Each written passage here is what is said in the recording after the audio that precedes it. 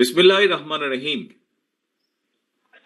19শে জানুয়ারি ছিল স্বাধীনতার ঘোষক শহীদ রাষ্ট্রপতি জিয়াউর রহমানের 89তম জন্মবার্ষিকী এবং একই সাথে জাতীয় শিক্ষক দিবস।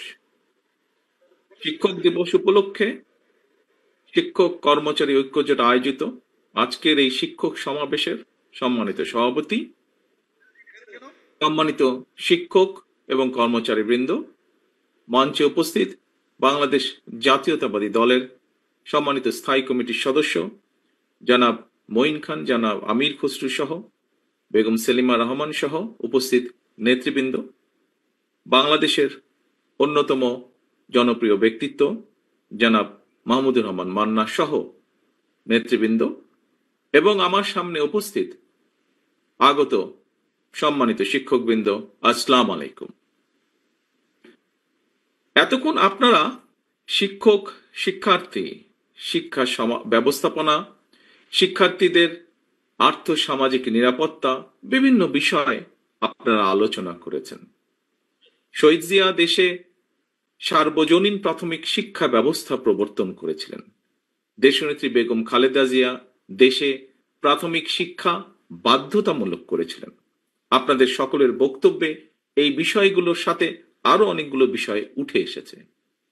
বিভিন্ন মেয়াদে রাষ্ট্র পরিচালনার সময় শিক্ষার প্রসারে বিএনপি সরকারের নেওয়া যুগান্তকারী পদক্ষেপগুলোর পাশাপাশি দেশের চলমান পরিস্থিতি সম্পর্কেও আপনারা বিভিন্ন বিষয়ে আপনাদের বক্তব্যে তুলে ধরেছেন।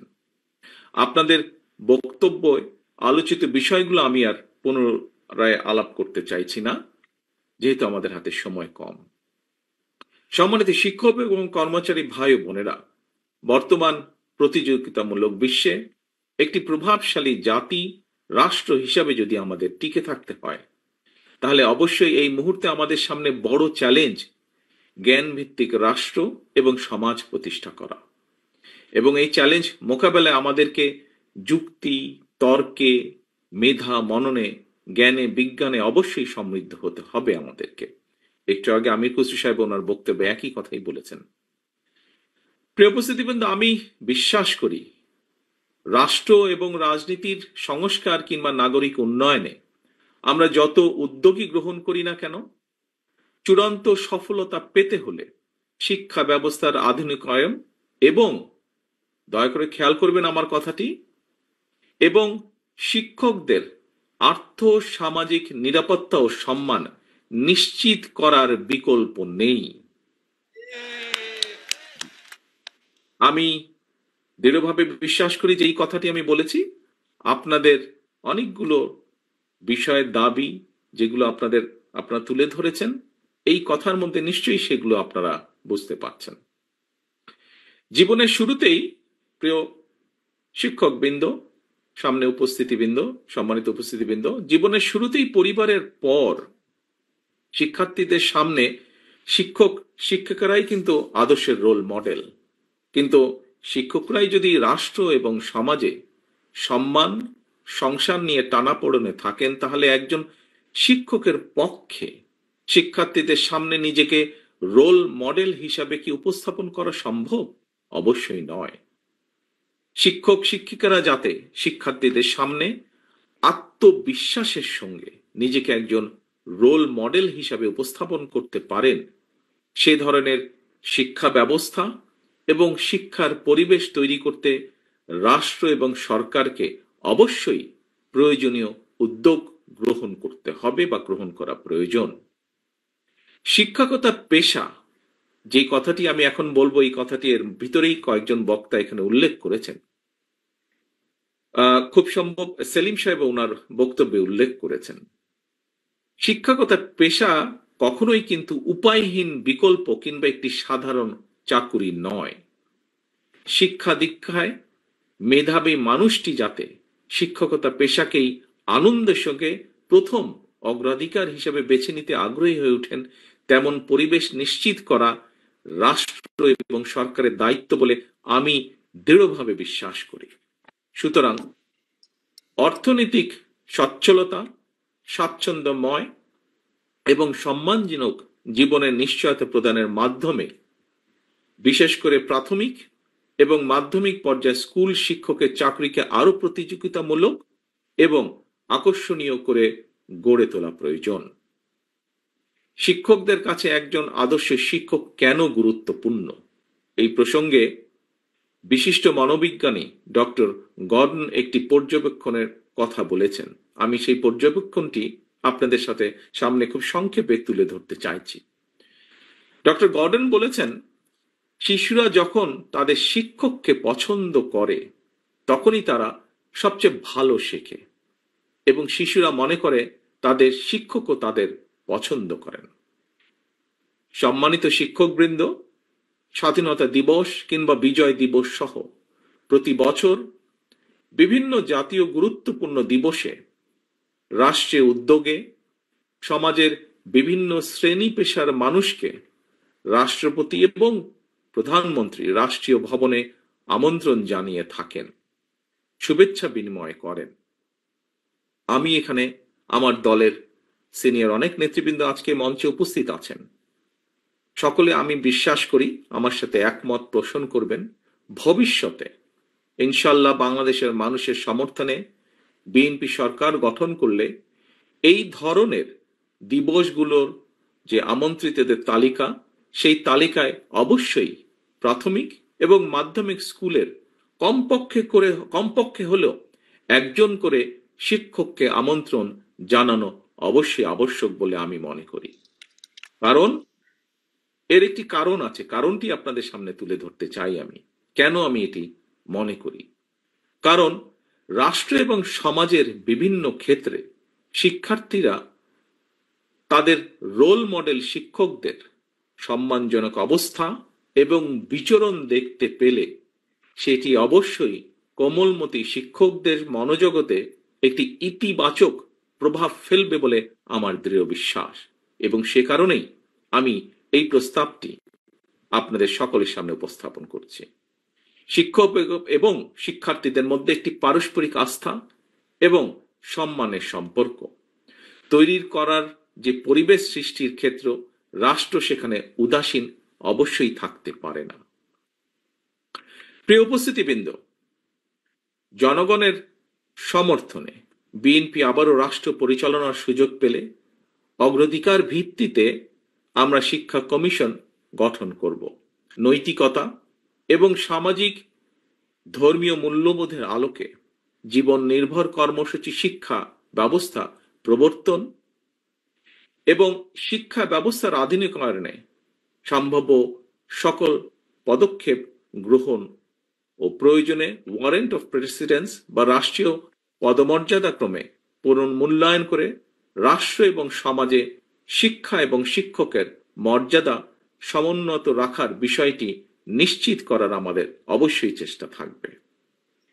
সম্মানিত শিক্ষক কর্মচারী ভাই ও বোনেরা, আমরা প্রায়শই একটি কথা বলি, কথা প্রসঙ্গে আমরা একটি কথা বলি যে এই বিষয়টিকে রাজনীতির ঊর্ধ্বে রাখতে হবে, ওই বিষয়টিকে রাজনীতির বাইরে রাখতে হবে। প্রিয় উপস্থিতিবৃন্দ, আমি ব্যক্তিগতভাবে এমন ধারণার সঙ্গে নীতিগতভাবে কিছুটা হলো ভিন্ন মত পোষণ করি। কারণ দেখুন, আমরা যাই বলি না কেন, একটি গণতান্ত্রিক রাষ্ট্রে কিন্তু শেষ পর্যন্ত রাজনৈতিক সিদ্ধান্তের আলোকেই সকল কিছু পরিচালিত হয়। সুতরাং কোনো কিছুকে শুদ্ধ রাখার জন্য রাজনীতির বাইরে রাখতে হবে, রাজনীতির ঊর্ধ্বে রাখা কিংবা বাইরে সরিয়ে রাখা, এইটি না করে বরং রাজনীতিটাই আমাদের শুদ্ধ করা প্রয়োজন। রাজনীতিটা শুদ্ধ এবং স্বচ্ছ হওয়া অত্যন্ত জরুরি। প্রচলিত রাজনীতির গুণগত যে পরিবর্তন সেটি যদি না করতে পারি, তাহলে কিন্তু এই যে এখানে যতগুলো আকাঙ্ক্ষার কথা বলা হয়েছে, বিভিন্ন আলোচনায় বিভিন্ন সুশীল সমাজের ব্যক্তিরা সহ বিভিন্ন মানুষ যে জন আকাঙ্ক্ষার বাস্তবায়নের কথা বলছেন, আমরা যদি রাজনীতির যে গুণগত পরিবর্তন, রাজনীতির ভিতরে যে পরিবর্তন, সেটিকে যদি করতে না পারি, তাহলে হয়তো কোনো কিছুই বাস্তবায়ন করা সম্ভব নয়। এবং এই লক্ষ্যকেই সামনে রেখে বিএনপি রাষ্ট্র, রাজনীতি এবং রাজনৈতিক দল সংস্কারের উদ্দেশ্যে বাংলাদেশের পক্ষে সকল গণতান্ত্রিক রাজনৈতিক দলগুলোর সঙ্গে পরামর্শ করে তাদেরকে সাথে নিয়ে জনগণের সামনে ৩১ দফা সংস্কার কর্মসূচি উপস্থাপন করেছে। এবং আগেও বলেছি আমি, জনগণের রায় পেয়ে বিএনপি সরকার গঠনে সক্ষম হলে বিএনপি পর্যায়ক্রমিকভাবে প্রতিটি সংস্কার কর্মসূচি ইনশাল্লাহ বাস্তবায়ন করবে। প্রিয় উপস্থিতিবৃন্দ,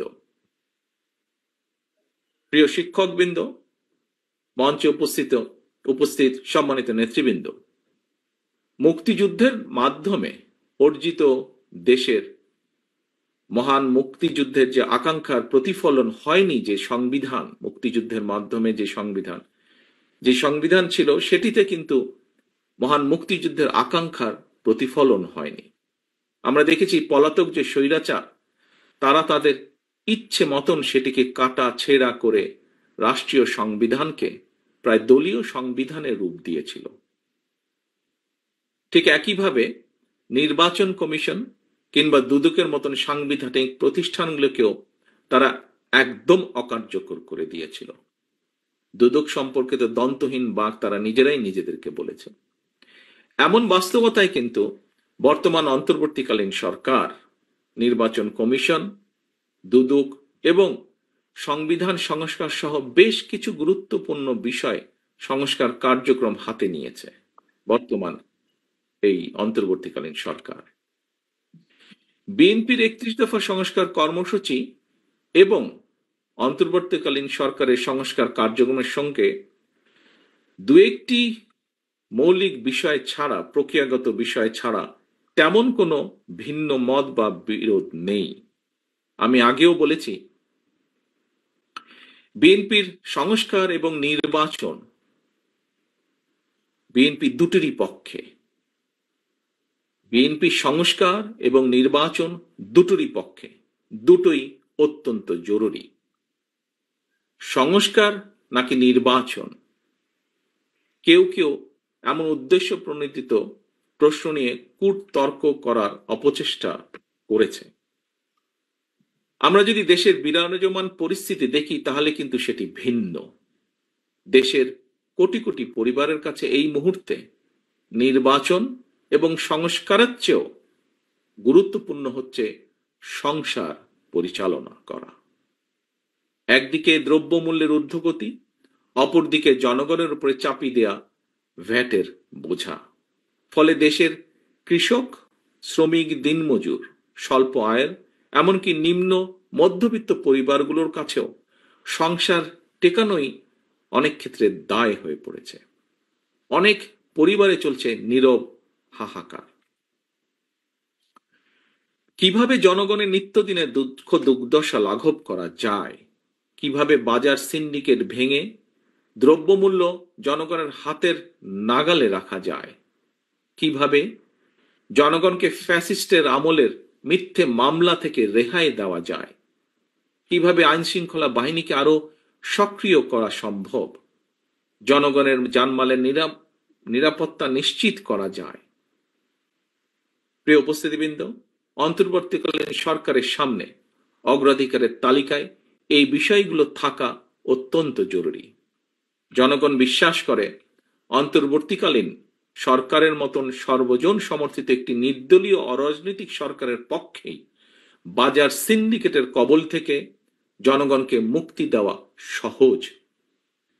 তাহলে এখন প্রশ্ন, অন্তর্বর্তীকালীন সরকার এতদিনেও কেন বাজার নিয়ন্ত্রণে ব্যর্থ? জনগণের উপরে কেন উল্টো ভ্যাটের বোঝা চাপিয়ে দেওয়া হচ্ছে? এখনো কেন বাজার সিন্ডিকেটের দৌরত্ব চলছে? এমন পরিস্থিতিতে কিন্তু জনগণের অনেকের মনেই প্রশ্ন ওঠা স্বাভাবিক, তাহলে কি সরকারের কেউ কেউ অন্য কোনো ইস্যুতে বেশি মনোযোগী, নাকি সরকার পারছে না? প্রিয় শিক্ষকবৃন্দ, অন্তর্বর্তীকালীন সরকারের নানা সীমাবদ্ধতা থাকা সত্ত্বেও আমরা মনে করি এই সরকারকে কোনোভাবেই ব্যর্থ হতে দেওয়া যাবে না। কারণ হাজারো শহীদের রক্ত মারিয়ে একটি গণতান্ত্রিক, মানবিক বৈষম্যহীন বাংলাদেশ গড়ার অঙ্গীকার নিয়ে এই সরকার রাষ্ট্র পরিচালনার দায়িত্ব নিয়েছে। প্রিয় শিক্ষক, শিক্ষার্থী, তরুণ, ছাত্র ভাই ও বোনেরা, দেশের ছাত্র ও তরুণরা রাষ্ট্র রাজনৈতিক ব্যবস্থার প্রতি আগ্রহী হয়ে উঠেছে। এটি অবশ্যই একটি ইতিবাচক দিক। এইসব তরুণরাই গত ১.৫ দশকে একটি নির্বাচনেও ভোট দিতে পারেনি। তারা গণতান্ত্রিক রাজনৈতিক অধিকার বঞ্চিত এইসব তরুণদের কেউ যদি জনগণের অধিকার প্রতিষ্ঠায় নতুন রাজনৈতিক দল গঠন করে, অবশ্যই বিএনপি সেই উদ্যোগকে স্বাগত জানায়। তবে যে কথাটি এখানে কোনো বক্তা বলেছেন, আমিও একই সাথে উল্লেখ করতে চাই, তবে রাজনৈতিক দল গঠন করতে গিয়ে কেউ যদি রাষ্ট্রীয় কিংবা প্রশাসনিক সহায়তা নেন, সেটি জনগণকে হতাশ করবে, কিংবা অন্য রাজনৈতিক দলের প্রতি তাদের আচরণ কিংবা বক্তব্য, মন্তব্য যদি ঝগড়া সুলভ অথবা প্রতিহিংসামূলক হয়, সেটিও জনগণের কাছে হবে অনাকাঙ্ক্ষিত। অবশ্যই আজকের তরুণরাই আগামী বাংলাদেশ।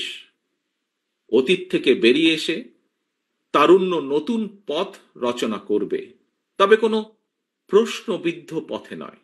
পথটি অবশ্যই হওয়া উচিত স্বচ্ছ এবং স্বাভাবিক। সম্মানিত শিক্ষক এবং কর্মচারী ভাই ও বোনেরা, অন্তর্বর্তীকালীন সরকারের সঙ্গে বাংলাদেশের পক্ষের গণতান্ত্রিক শক্তির মধ্যে কোনো বিষয় নিয়ে ভুল বোঝাবুঝি কিংবা অযথা কূটতর্ক আমি সময়ের অপচয় বলেই মনে করি।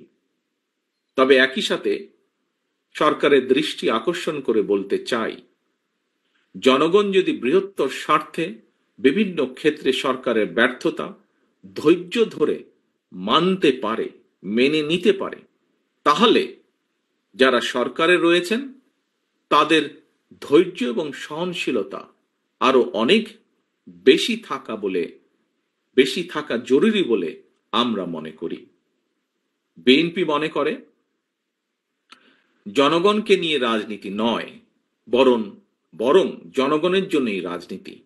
এ কারণেই বিএনপি যে কোনো মূল্যে দেশের জনগণের রাজনৈতিক এবং অর্থনৈতিক ক্ষমতা নিশ্চিত করতে চায়। নির্বাচন হচ্ছে, এর আগেও আমি বলেছি, আজও আপনাদের সামনে আবারও তুলে ধরতে চাই, নির্বাচনই হচ্ছে জনগণের রাজনৈতিক ক্ষমতায়ন নিশ্চিত করার অন্যতম প্রধান কার্যকরী হাতিয়ার। নির্বাচন অনুষ্ঠান নিয়ে বিতর্ক সৃষ্টি করার অর্থ নিজেদের অজান্তেই পরাজিত পলাতক ফ্যাসিস্টদের অবস্থানকে শক্তিশালী করা।